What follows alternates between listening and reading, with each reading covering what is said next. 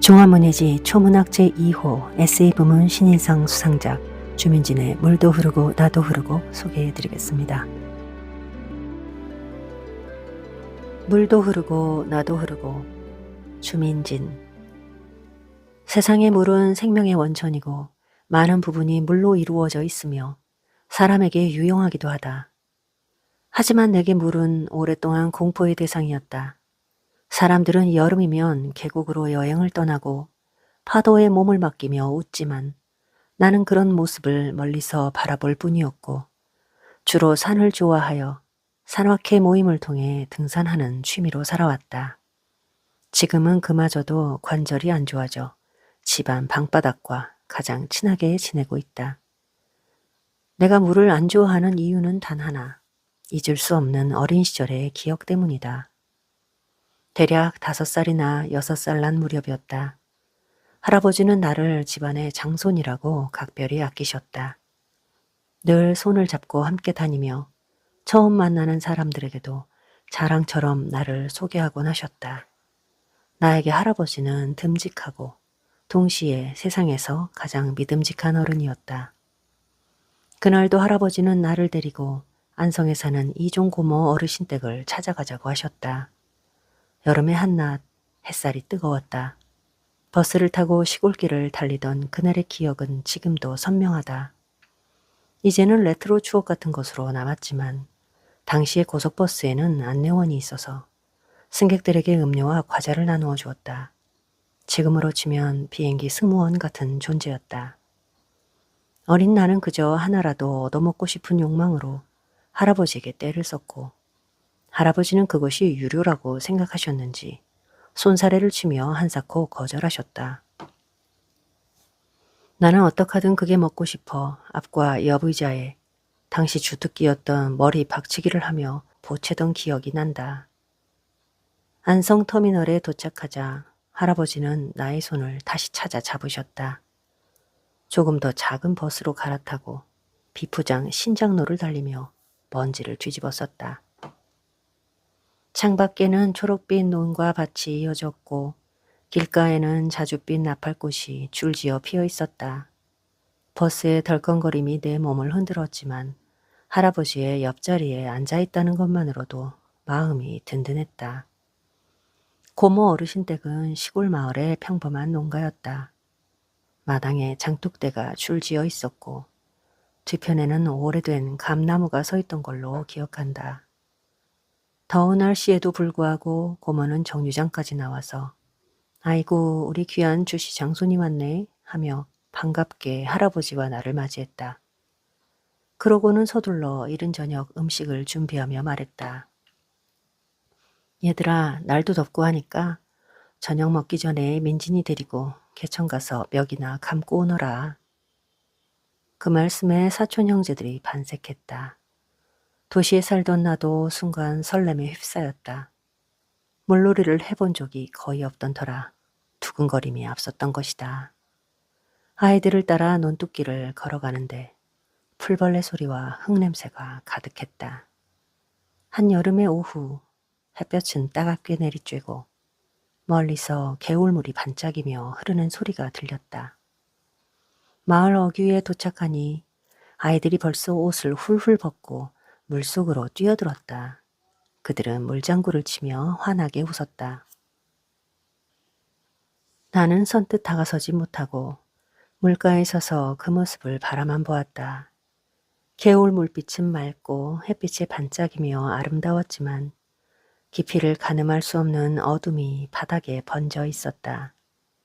그 낯설미 나를 주춤하게 했던 것이다. 사촌 형제들은 나를 향해 소리쳤다. 민진아 얼른 들어와. 괜찮아. 시원하고 좋기만 해. 나는 잠시 망설였다. 물은 아직 내게 낯선 세계였다. 그러나 그들의 환한 웃음과 장난스러움에 결국 옷을 벗고 물가로 다가섰다. 발끝이 물에 닿는 순간 시원함보다 뭔가 불안한 느낌이 들었다. 그때였다. 물속의 돌이 미끄러워 발이 휘청이더니 그대로 중심을 잃고 말았다. 순간 하늘이 뒤집혔고 시야가 출렁이며 수면 속으로 빨려 들어갔다. 찬물의 감촉이 얼굴을 덮쳤고 코와 입으로 물이 밀려들었다. 몸을 움직이려 했지만 내 뜻대로 되지 않았다. 물속에서 어지간히 허우적거렸으나 작은 내 몸으로는 물살을 이길 수가 없었다. 턱턱 숨이 막히고 머릿속이 하얘졌다. 사촌 형제들의 외침이 멀리서 아득히 들렸다. 민진아 하고 놀란 사촌들이 부르는 소리와 살려줘 라는 다급한 목소리가 뒤섞였으나 그 모든 것이 수면 위에서 멀어져 갔다. 차가운 물이 점점 더 깊이 나를 감싸며 끌어당겼다. 악착같이 눈은 뜨고 있었는데 사위가 노랗고 하늘빛이 희미하게 흔들렸다. 한참을 가라앉다 떠오르길 반복하며 떠내려가던 중 누군가의 손이 내 팔을 잡았다. 천천히 물 위로 끌려 올라오며 밝은 빛이 보였다. 눈앞의 세상이 다시 선명해졌을 때 나는 물 위에서 숨을 몰아쉬었다. 콜록거리며 물을 토해냈고 가슴이 타들어가는 듯 아팠다. 나를 구해준 사람은 개천 옆길을 지나던 마을 어른이었다. 그분은 온통 젖은 채 나를 품에 안고 하천변에 눕혔다. 한참이나 기침을 한 뒤에야 겨우 호흡이 가라앉았다. 사촌 형제들은 울먹이며 내 옆에서 서성이고 있었다. 그때 들려온 매미 소리와 뜨거운 공기의 냄새가 지금도 기억에 남아있다. 해질 무렵 사촌들과 고모집으로 돌아왔을 때 아이들 얘기와 내 몰골을 보고서 고모는 나를 껴안고 울었다.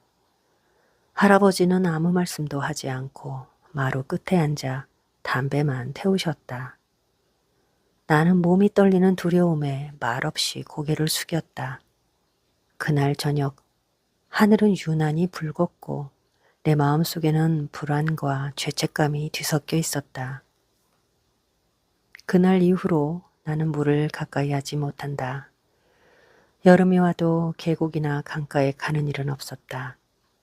친구들이 수영하러 가자고 해도 늘 몸이 안 좋아서 또는 난 물속에선 맥주병이야 라며 회피했다. 하지만 진짜 이유는 단 하나였다. 물가에 서면 그날의 기억이 되살아났기 때문이다.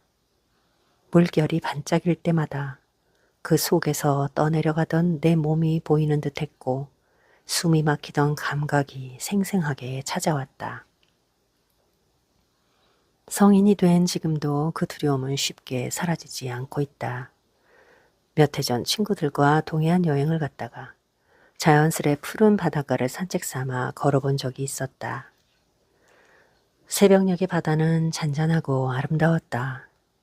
그러나 눈앞에 파도 치는 소리에 가슴이 조여왔다. 모래사장에 서 있는 것만으로도 발끝이 떨렸다. 그래서 나는 해변을 따라 잠시 걷다 돌아서고 말았다. 하지만 트라우마란 결국 기억 속에서 자라는 그림자 같은 것이라 여기고 나는 물을 피하지 않고 조금씩 다가가 보기로 했다. 어느 봄날 호수공원 벤치에 앉아 물결을 바라보았다. 바람이 불어 잔잔한 파문이 일렁였다. 그 흔들림을 한동안 바라보다가 문득 깨달았다. 내가 두려워한 것은 물 그 자체가 아니라 그날의 공포와 무력감이었다는 것을. 그 깨달음은 내 마음을 조금이나마 자유롭게 했다. 물은 위험한 동시에 생명을 살리는 존재다. 그 안에는 냉정함도 있고 생명력도 있다. 나는 그 모든 것을 어린 나이에 몸으로 배웠던 셈이다. 지금도 물속에 들어가는 일은 쉽지 않다. 수영장을 가면 수면 앞에서 한참을 서성인다. 그러나 예전처럼 몸이 굳지는 않는다. 대신 마음속으로 이런 말을 되낸다. 물은 나를 시험했지만 동시에 나를 다시 태어나게 한 존재다. 내 인생에서 물은 두려움이었지만 동시에 교훈이었다. 나아가 그날의 체험이 없었다면 나는 지금처럼 신중하게 세상을 바라보지 못했을 것이다. 사람들은 누구나 각자의 공포를 하나쯤 갖고 살지 모른다. 나의 그것은 물이었고 그 안에 삶의 이면이 있었다. 그래서 나는 때때로 용기 내어 물가에 선다. 반짝이는 물빛을 더 이상 피하지 않고 바라본다. 내 몸속으로 찬물 같은 시원한 맥주를 수시로 흘려들이는 것은 참 좋아하면서 몸 밖에 닿는 물은 질색하는 아이러니한 삶을 살아왔다. 어쩌면 그래서 나는 살아있는 인간인 게다. 안팎으로 물은 흐르고 나는 그 흐름의 경계에서 다시 호흡을 가다듬는다. 삶도 잘 흘러갈 수 있도록.